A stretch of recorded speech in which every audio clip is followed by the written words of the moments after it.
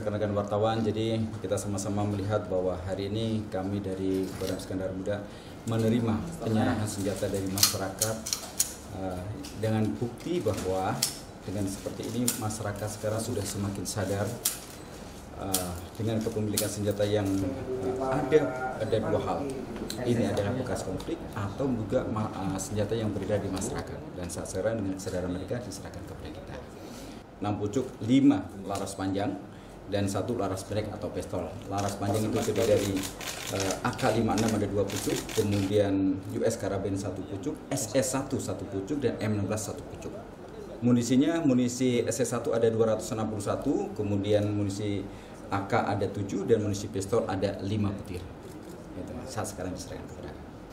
Ini adalah upaya-upaya dari penggalangan yang dilakukan oleh jajaran TNI, khususnya Kodam Iskandar Muda di wilayah Provinsi Aceh. Dan ini juga adalah sebagai bukti masyarakat Aceh merasa lingkungan kita sudah benar-benar aman. Sehingga mereka tidak perlu hal-hal seperti untuk melindungi dirinya karena memang benar-benar sudah aman.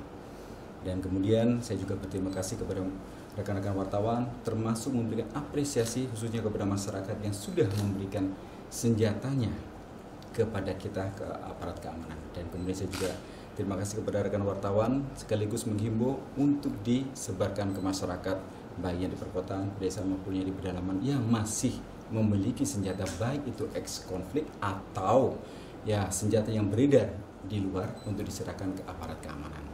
Sekaligus ini juga dari upaya Kodam Iskandar Muda mencegah tindakan-tindakan kriminal yang beredar di masyarakat. Ini wilayah Aceh, jadi ada yang dari Aceh Timur, kemudian ada Aceh Utara, ada beberapa tempat lah. Jadi masing-masing senjata ini dimiliki oleh satu masyarakat. Mungkin ada yang 2 satu masyarakatnya. Rata-rata satu mereka. Gitu.